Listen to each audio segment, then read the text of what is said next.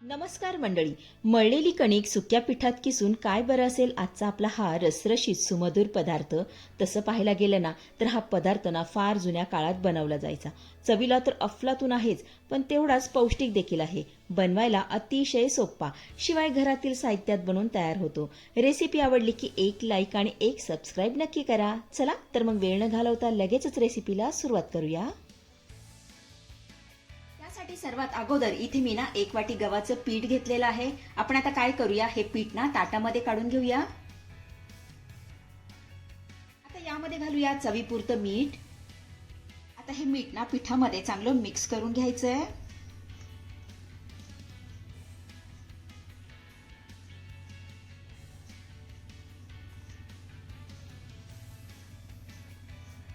मीठ ना पिठामध्ये चांगलं मिक्स करून झाल्यानंतर यामध्ये ना आपल्याला थोडंसं पाणी घालायचंय आणि याचा ना घट्टसर गोळा मळून घ्यायचा आहे.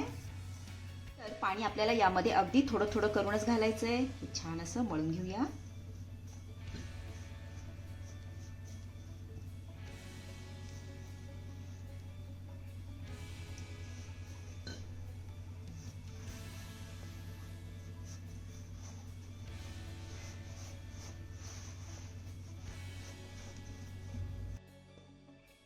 चला, इथे आपली ही घट्टसर कणिक मळून झालेली आहे. हे बघा, इतकी घट्टसर मी मळून घेतलेली आहे. आपण आता काय करूया, ह्या कणकेच्या ना शेवया पाडून घेऊया. त्यासाठी सर्वात अगोदर इथे मी ना एक ताट घेतलेलं आहे. आता ह्या ताटामध्ये मी ना गव्हाचं पीठ असं पसरवून घालतीये. हे बघा, अशा पद्धतीने पसरवून घेऊया. त्यानंतर ह्या सुक्या पिठामध्ये ना आपल्याला शेवई पाडून घ्यायची आहे. त्यासाठी इथं मी ना छोट्या किसणीचा वापर करणार आहे. हे बघा, अतिशय सोपी पद्धत या ठिकाणी मी तुम्हाला सांगणार आहे. त्यानंतर इथं मी काय केलंय, कणकेचा एक छोटा गोळा काढून घेतला आणि किसणीवरती अशा पद्धतीने ठेवून घेतलेला आहे.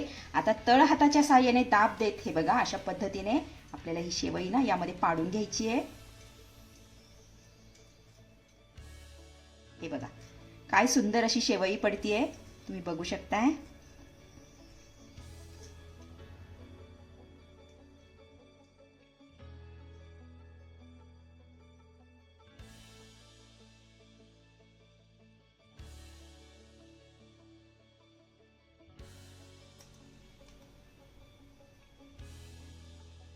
चला, इथे आपल्या सगळ्या शेवया पिठामध्ये पाडून झालेल्या आहेत. खूप जास्त तामझाम न करता अगदी साधी आणि सोपी पद्धत इथे मी तुम्हाला सांगितलेली आहे.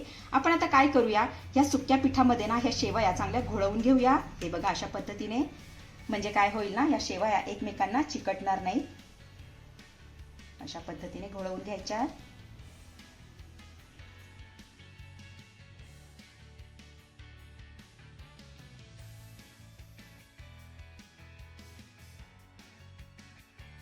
चला, इथे तुम्ही बघू शकताय शेवया सुक्या पिठामध्ये छान अशा घोळवून झालेल्या आहेत. हे बघा, आपण आता काय करूया, यामधलं जे सुक्क पीठ आहे ना ते काढून टाकूया.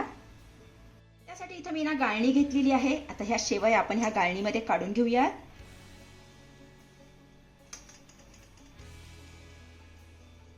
हे चाळून घेऊया, म्हणजे यामधलं ना सुक्क पीठ सगळं बाजूला निघेल. हे बघा, अशा पद्धतीने चाळून घ्यायचंय.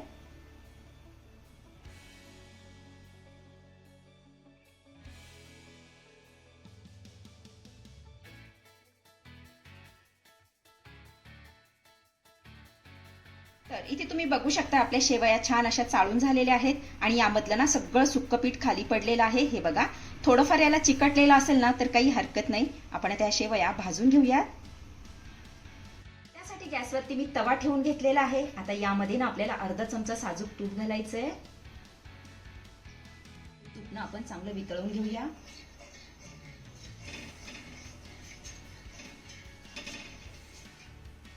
या तुपामध्ये आपल्याला ह्या चाळलेल्या शेवया घालायच्या.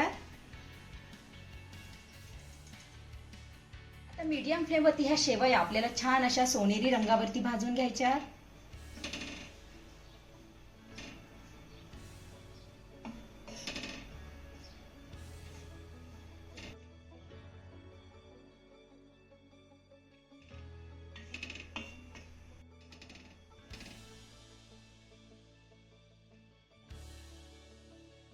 मंडळी, तुम्हा सगळ्यांना एक छोटीशी विनंती असेल, रेसिपी आवडल्यास एक लाईक आणि एक सबस्क्राईब नक्की करा. चला, इथे आपल्या शेवया मस्त अशा खमंग खरपूस भाजून झालेल्या आहेत. आपण आता ह्या काढून घेऊया.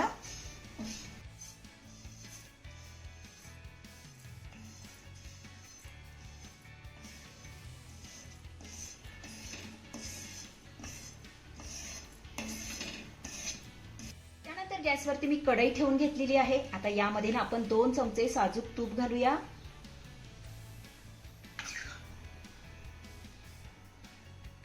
तर इथे आपलं तूप चांगलं वितळलेलं आहे. आता यामध्ये ना आपल्याला छोटा दालचिनीचा तुकडा घालायचा आहे. 5 ते 6 काळी मिरी यामध्ये घालूया. 5 ते 6 लवंगा घालायच्या. त्यानंतर 2 चमचे यामध्ये आपल्याला काजू आणि बदामाचे काप घालायचे. हे काजू आणि बदामाचे काप आपल्याला हलक्या सोनेरी रंगावरती चांगले परतून घ्यायचे. इथे आपले काजू आणि बदामाचे काप चांगले परतून झाल्यानंतर यामध्ये आपल्याला 1 चमचा किसलेलं सुकं खोबरं घालायचंय.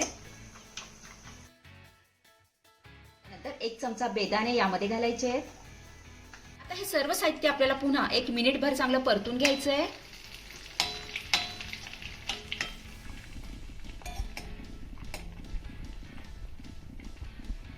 चला, इथे तुम्ही बघू शकता आपलं सर्व साहित्य छान असं परतून झालेलं आहे. आता या फोडणीमध्ये ना आपल्याला दूध घालायचंय. तर इथे मी ना अर्धा लिटर दूध चांगलं उकळून घेतलेलं आहे. यामध्ये घालूया.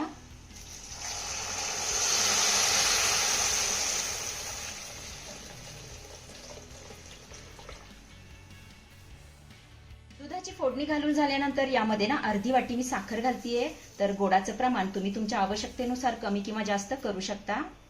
त्यानंतर 2 चमचे यामध्ये मी मिल्क पावडर घालतीये. आता मिल्क पावडर घालणं हे पूर्णपणे ऑप्शनल आहे. नाही घातली तरी सुद्धा चालेल. छान मिक्स करून घेऊयात.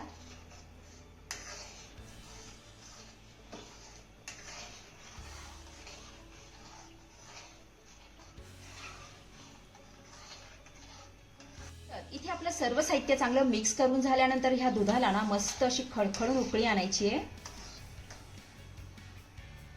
बघा, इथे दुधाला मस्त अशी खळखळून उकळी आलेली आहे. आता काय करूया, यामध्ये ना आपण भाजलेल्या शेवया घालूया. बघा, अशा पद्धतीने यामध्ये घालूया. आता यामध्ये घातलेल्या शेवया आपल्याला दुधामध्ये ना 2 ते 3 मिनिटं चांगल्या शिजवून घ्यायच्या.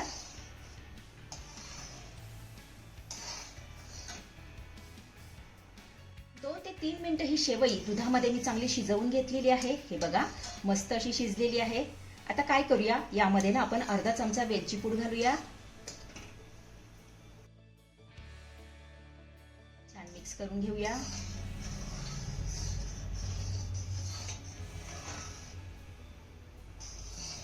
तर इथे आपली कणकेची मसाला खीर बनवून तयार झालेली आहे. ही तुम्ही चपाती सोबत, पुरी सोबत खाऊ शकता. चवीला एकच नंबर लागते. अतिशय साधी आणि सोपी रेसिपी आहे. नक्की करून बघा. आपण आता ही खीर काढून घेऊया.